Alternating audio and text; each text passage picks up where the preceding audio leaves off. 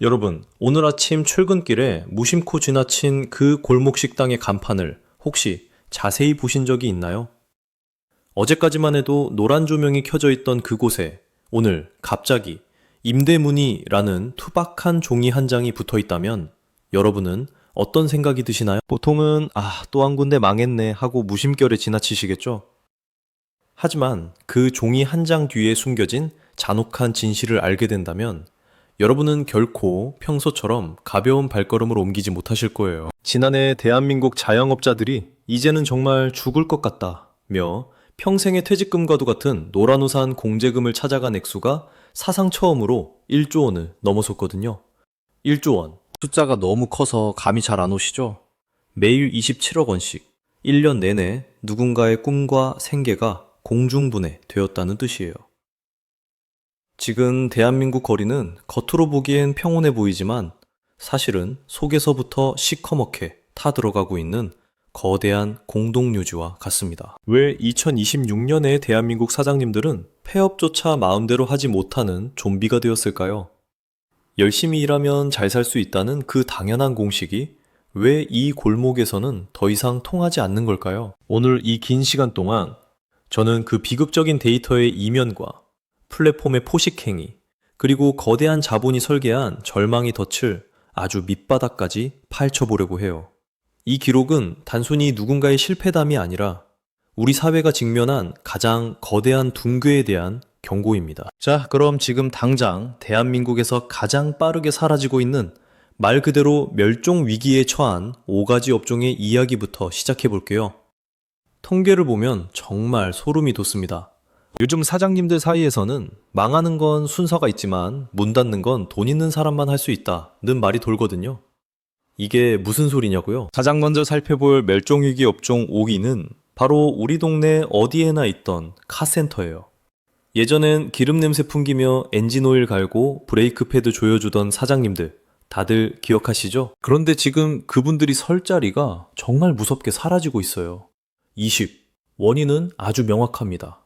바로 전기차의 보급이죠. 자, 생각해보세요. 카센터의 주 수익원이 뭔가요? 엔진오일, 필터, 벨트 같은 소모품 교체잖아요. 22.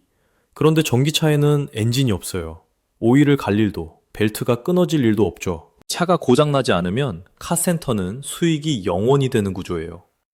어떤 분들은 전기차도 타이어는 갈아야 하고 사고 나면 수리해야 하잖아 라고 말씀하시는데 그건 현실을 너무 모르시는 소리예요. 전기차 수리는 고전압 배터리를 다뤄야 해서 수천만 원짜리 특수 장비와 고도의 교육이 필요하거든요. 30년 넘게 내연기관만 만져온 60대 사장님이 그 장비를 새로 들여서 공부하기엔 이미 늦었거나 자금이 없어요. 25년째 카센터를 지켜온 한 사장님은 저한테 이렇게 말씀하시더라고요. 작가님, 예전엔 하루에 10대 넘게 오던 차가 이젠 3대도 안 와요. 다들 전기차로 바꾸니까요. 근데 수리 장비 들여놓으려니 5천만 원이 든대요. 이제 와서 그 빚을 어떻게 냅니까? 결국 이 사장님은 폐업을 고민하지만 그동안 쌓아둔 폐유 처리와 장비 처분 비용이 무서워서 매일 먼지만 털고 계십니다. 다음으로 사라지는 업종 4위는 동네의 사랑방이었던 목욕탕이에요. 30. 요즘 목욕비 1만 원 넘어가니까 비싸다고들 하시죠? 하지만 사장님들에게 이 가격은 생존이 불가능한 수준입니다. 목욕탕은 전형적인 에너지 집약 사업이에요. 물을 끓여야 장사를 하는데 최근 몇 년 사이 가스비와 전기료가 그야말로 폭등했잖아요. 매출의 절반 이상이 에너지 비용으로 나가는 구조가 되어버린 거죠. 사람들은 손님이 없어서 망하는 거 아니냐고 하지만 진짜 문제는 손님이 와도 적자라는 거예요. 물 온도를 유지하는 데 드는 가스비가 손님들이 내는 입장료보다 커지는 순간 장사는 도박이 됩니다. 한 사장님은 제 손을 잡고 우시더라고요. 오늘 손님 30명 왔어요. 30만 원 벌었죠? 근데 오늘 보일러 돌리는데 40만 원 썼습니다. 36. 팔수록 손해인데 왜 문을 안 닫냐고요? 목욕탕은 대형 보일러와 파이프 설비가 워낙 거대해서 철거비만 최소 1억에서 2억이 들거든요. 망해서 돈이 없는데 1억을 어디서 구합니까? 그래서 울며 겨자 먹기로 매일 적자를 보며 물을 데우는 거예요. 이게 바로 대한민국 골목 상권의 좀비 영업 실태입니다. 이제 3위로 넘어가 볼까요? 40. 바로 초등학교 앞 문구점과 동네 옷가게 같은 유통업이에요. 이들의 적은 이제 옆 동네 대형마트가 아닙니다. 42. 바로 여러분의 스마트폰 속에 있는 알리익스프레스나 테무 같은 중국발 초저가 커머스들이죠. 과거 소매업의 핵심은 물건을 싸게 떼어와서 마진을 붙여 파는 것이었지만 이제는 소비자가 직접 중국 공장에서 물건을 삽니다. 사장님이 떼오는 도매가보다 소비자가 직접 사는 직구가 더 싼 상황에서 유통이라는 단계 자체가 파괴된 거죠. 아이들은 문구점에 와서 물건을 구경만 하고 주문은 알리에서예요. 46. 사장님들은 그냥 공짜 쇼룸 제공자로 전락해버린 겁니다. 20년 된 문구점 사장님은 내가 도매로 가져오는 연필 한 타 가격이 알리에서는 배송비 포함해서 반값도 안 되는데 무슨 수로 이기냐며 허탈해 하시더군요. 하지만 여러분, 이건 시작에 불과해요. 5위부터 3위까지는 기술이 변하고 세상이 바뀌어서 생기는 어쩔 수 없는 일이라고 치부할 수도 있겠죠. 50. 그런데 지금부터 말씀드릴 2위와 1위는 정말 잔인합니다. 이건 단순히 시대의 변화 때문이 아니라 우리가 편리하다고 믿었던 어떤 시스템이 사장님들의 목을 치밀하게 조르고 있기 때문이거든요. 52. 과연 그 정체가 무엇일까요? 왜 사람들은 차라리 감옥에 가는 게 낫다는 말까지 하게 된 걸까요?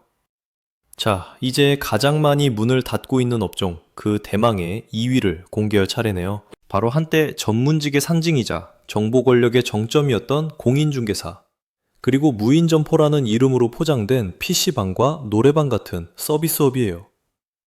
사실 2위라고 묶었지만 이들의 공통점은 정보의 주도권을 뺏겼다는 데 있어요. 옛날에는 집을 구하려면 무조건 동네 복덕방 사장님을 찾아가야 했잖아요. 어느 집이 물이 새는지, 어느 집이 급매로 나왔는지 모든 정보가 사장님 머릿속에만 있었죠. 하지만 지금은 어떤가요?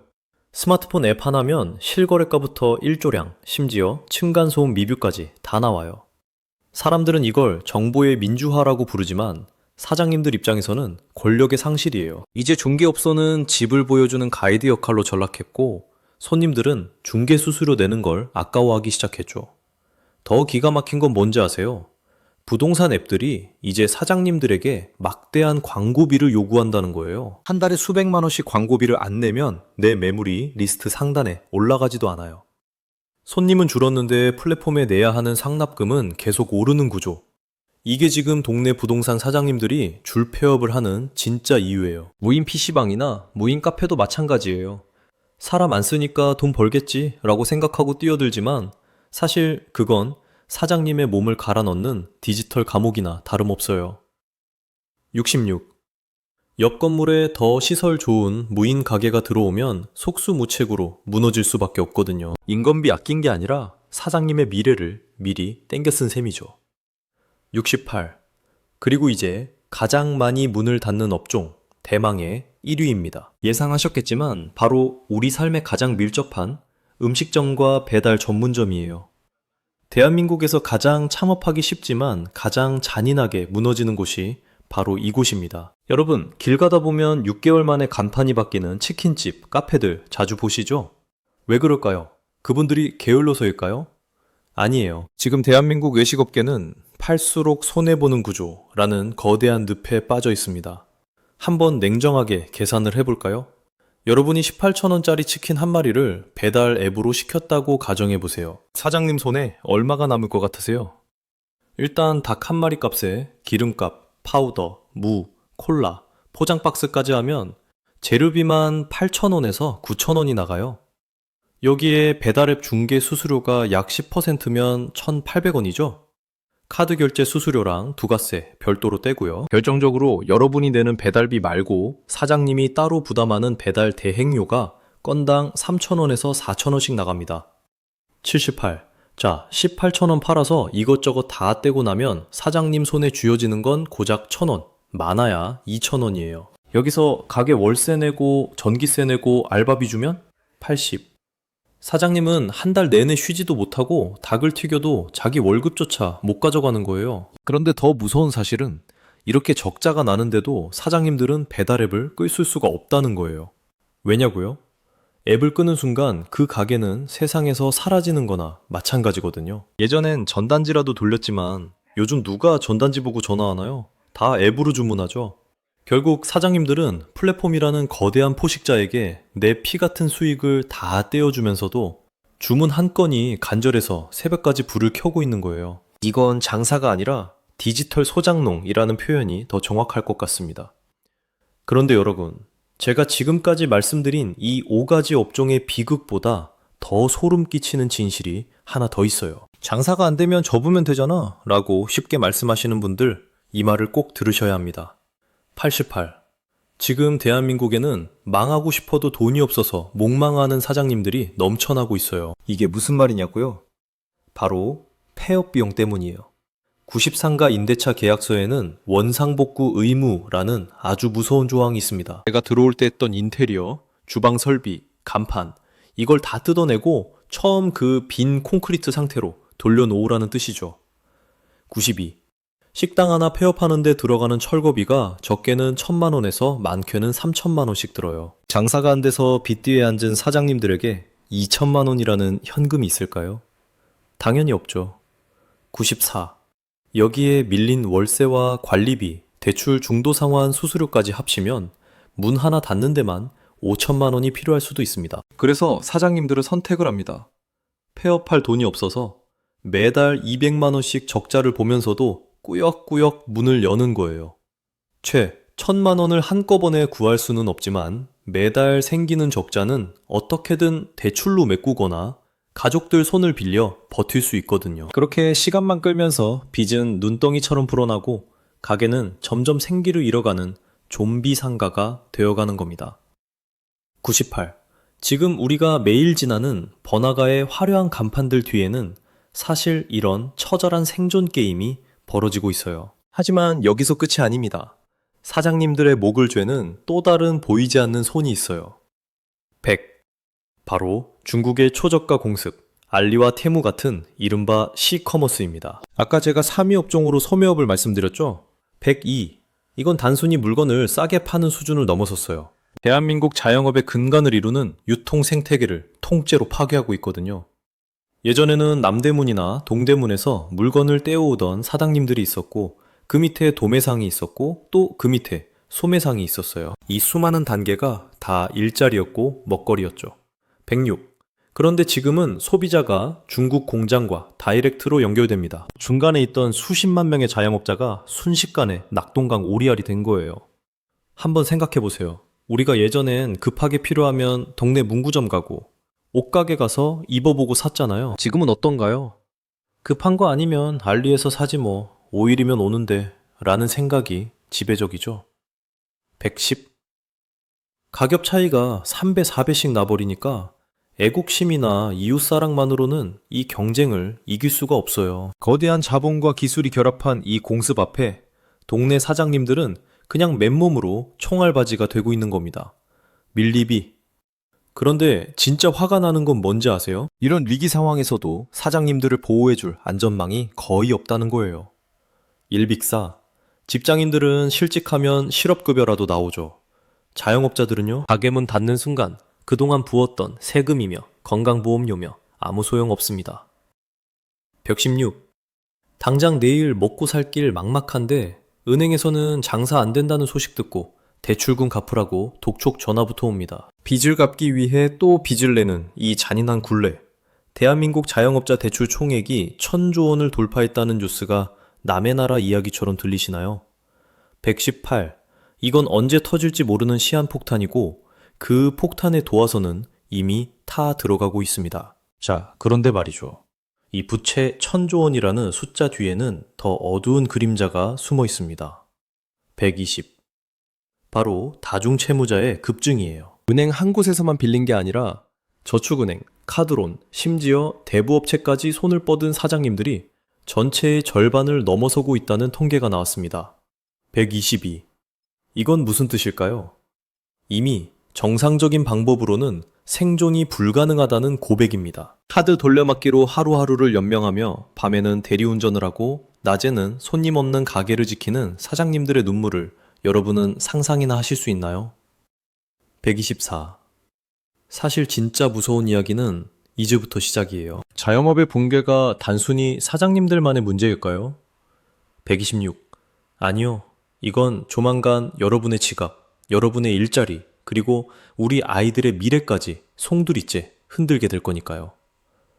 왜 자영업자의 파산이 대한민국 경제에 대재앙이 되는지, 그리고 우리는 이 거대한 파도 앞에서 무엇을 할 수 있는지, 그 심장 떨리는 내막을 바로 다음 장에서 이어가겠습니다. 128. 자, 이제 우리는 가장 아픈 곳을 들여다봐야 합니다. 바로 빚이라는 이름의 거대한 쇠사슬이죠. 대한민국 자영업자 대출 총액이 1,000조 원을 돌파했다는 소식. 뉴스에서 한두 번은 들어보셨을 거예요. 130.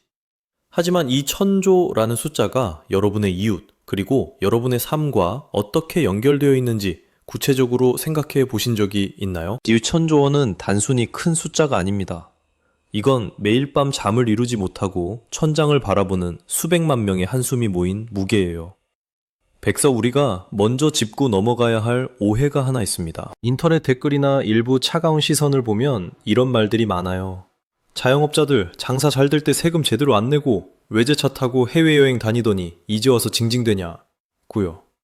하지만 현장에서 만난 사장님들의 진실은 전혀 다릅니다. 이 1,000조 원의 빚 중에서 소위 말하는 호사를 누리기 위해 빌린 돈은 극히 일부에 불과해요. 130, 26. 대출의 70% 이상이 생계형 대출, 즉 임대료를 내고 식재료 값을 결제하고 알바비 주려고 빌린 돈이라는 겁니다. 이분들은 카푸어가 아니라 가게를 지키기 위해 가난해진 샤프어들입니다. 138. 실제로 제가 만난 어느 카페 사장님 이야기를 해드릴게요.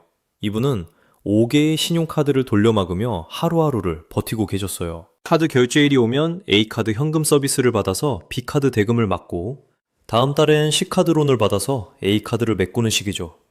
140. 사장님이 저한테 지갑을 보여주는데 빚바랜 카드들이 꽉 차 있더라고요.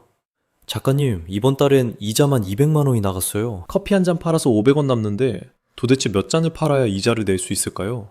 저는 이제 은행을 위해 일하는 기계 같아요. 142.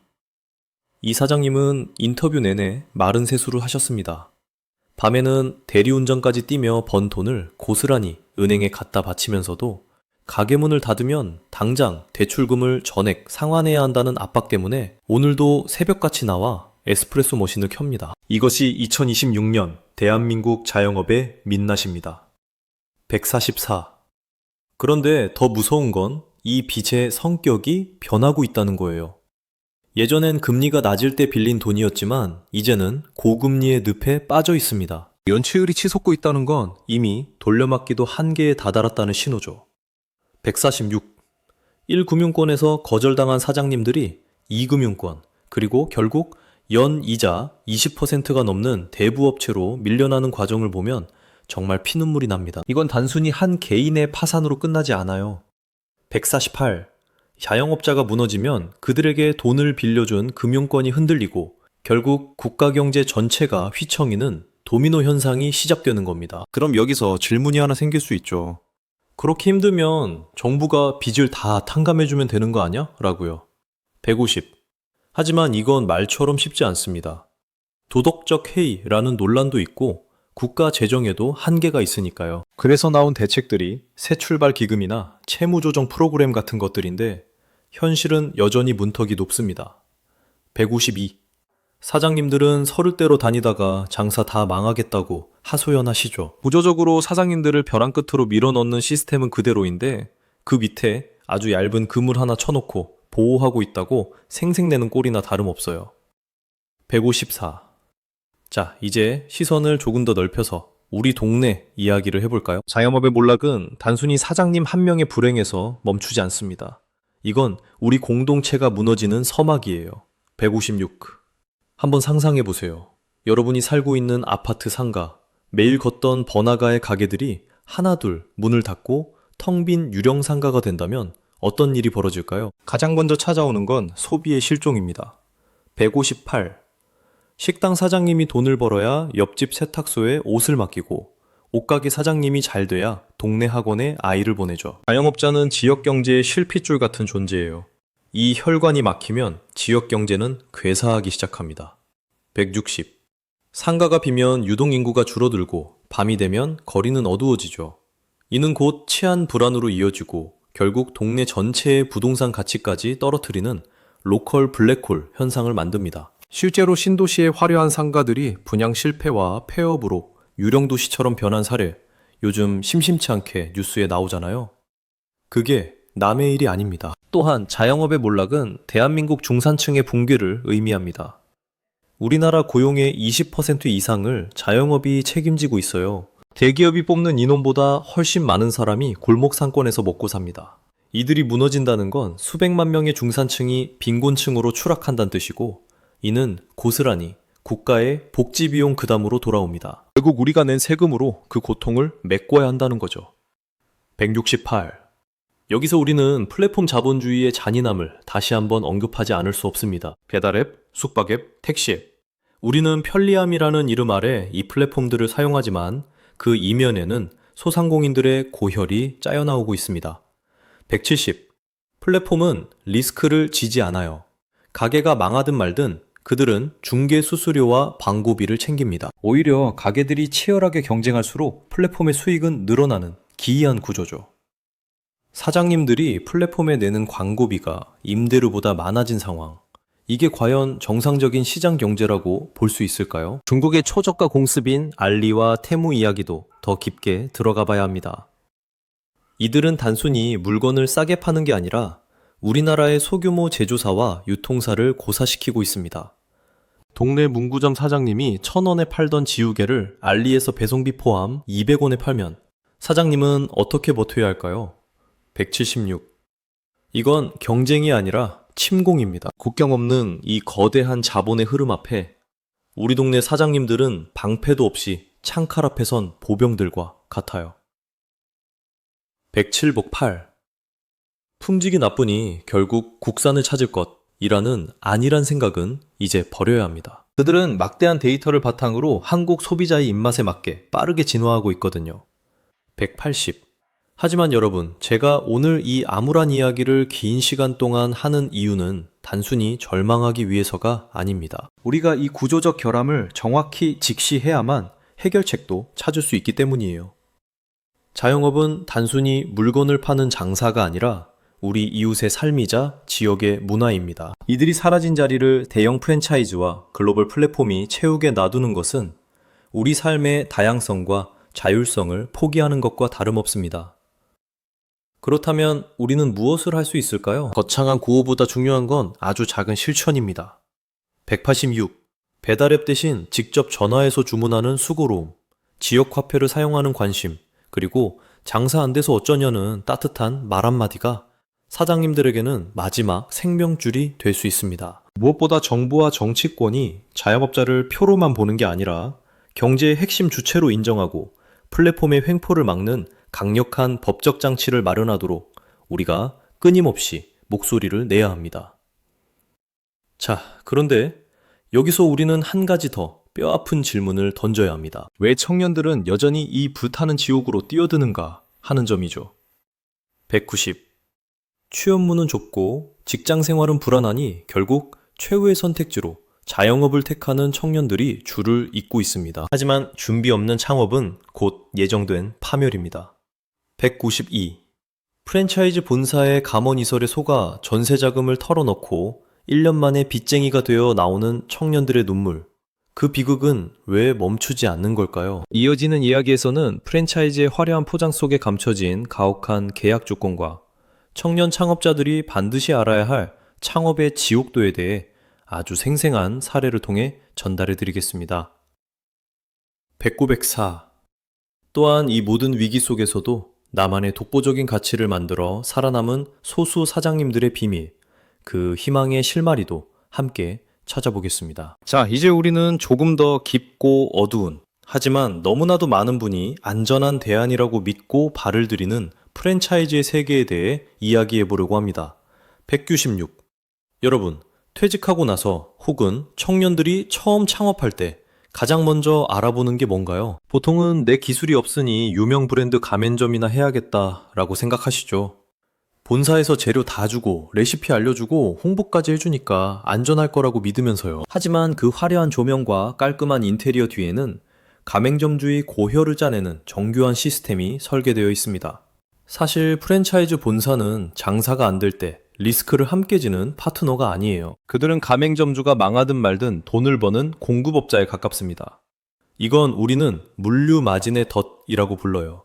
200이 로열티만 받는 게 아니라 사장님들이 반드시 본사로부터 사야 하는 소위 필수 품목에 엄청난 마진을 붙이는 거죠. 시중 마트에서 사면 1,000원인 식용유를 본사에서는 전용 제품이라는 이름으로 2,000원에 강제로 사게 만드는 식입니다. 204. 사장님들은 울며 겨자 먹기로 비싼 재료를 써야 하고 결국 매출은 높은데 순이익은 최저임금도 안 되는 기막힌 상황이 벌어집니다. 여기에 5년마다 돌아오는 강제 인테리어 리뉴얼은 어떻고요? 206. 매장이 노후화됐으니 인테리어 새로 안 하면 계약 해지하겠습니다. 라는 통보 한마디에 사장님들은 또 억 단위의 빚을 내서 멀쩡한 벽지를 뜯어내고 바닥을 다시 깝니다. 본사는 지정된 인테리어 업체를 통해 또 한 번 수익을 챙기죠. 빚을 갚기 위해 장사를 시작했는데 장사를 계속하기 위해 다시 빚을 내야 하는 이 굴레. 208. 이게 과연 우리가 꿈꿨던 창업의 모습일까요? 특히 요즘 청년 창업자들이 이 프랜차이즈의 달콤한 유혹에 가장 많이 넘어갑니다. 210.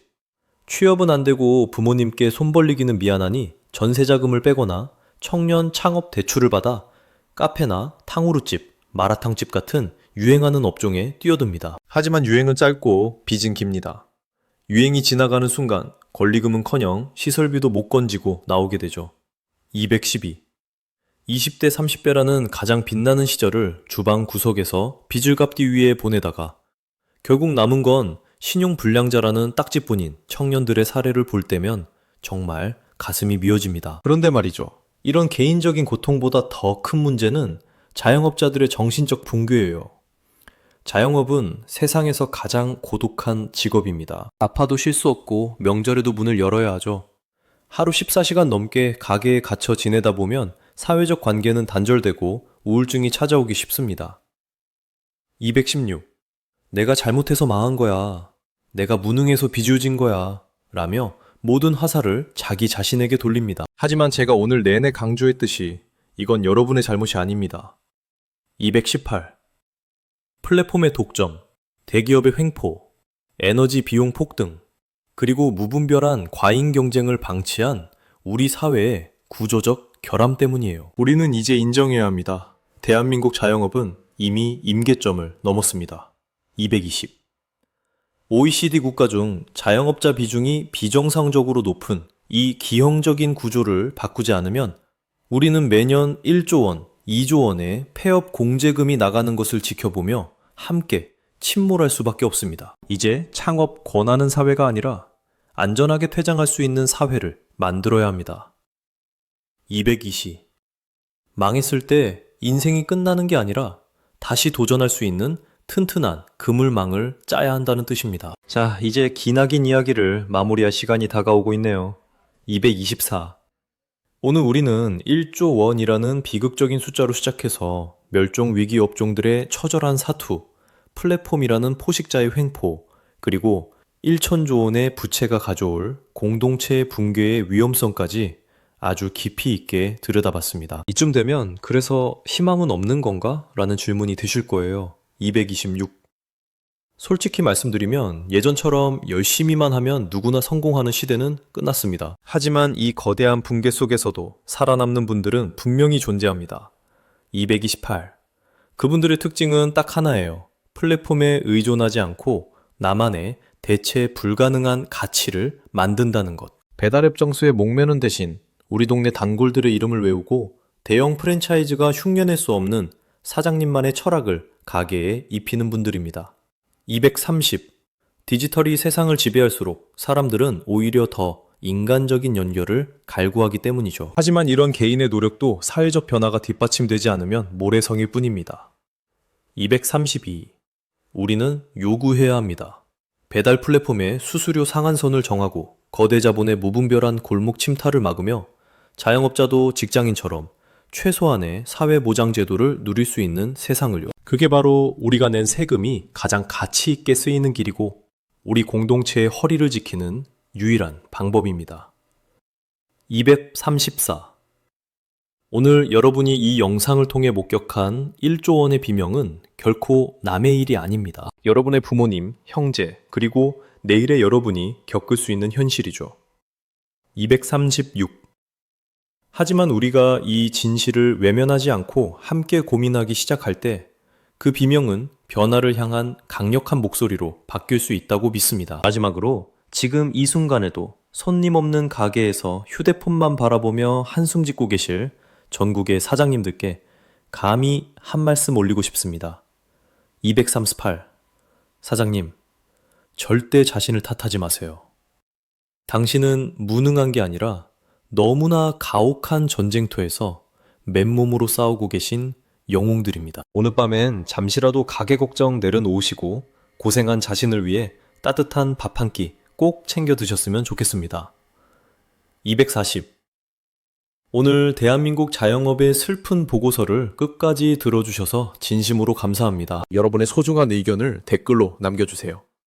현장에서 겪고 계신 사장님들의 생생한 목소리가 하나하나 모일 때 비로소 세상은 조금씩 바뀌기 시작할 겁니다. 242. 이 영상이 누군가에게는 작은 위로가, 누군가에게는 새로운 시작을 위한 경고등이 되었기를 바랍니다. 저는 앞으로도 우리 사회의 가장 낮고 어두운 곳, 하지만 가장 뜨겁게 살아 숨쉬는 현장에 진실을 전달하기 위해 멈추지 않겠습니다. 244.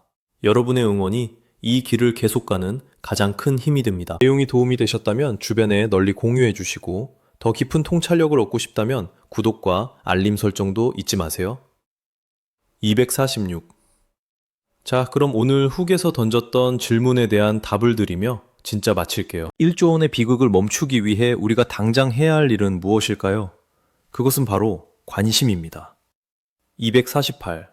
우리 동네 사장님이 플랫폼의 노예가 되지 않도록 우리가 조금 더 불편함을 감수하고 그들의 손을 직접 잡아주는 것. 그 작은 연결이 대한민국을 다시 살리는 위대한 첫걸음이 될 것입니다.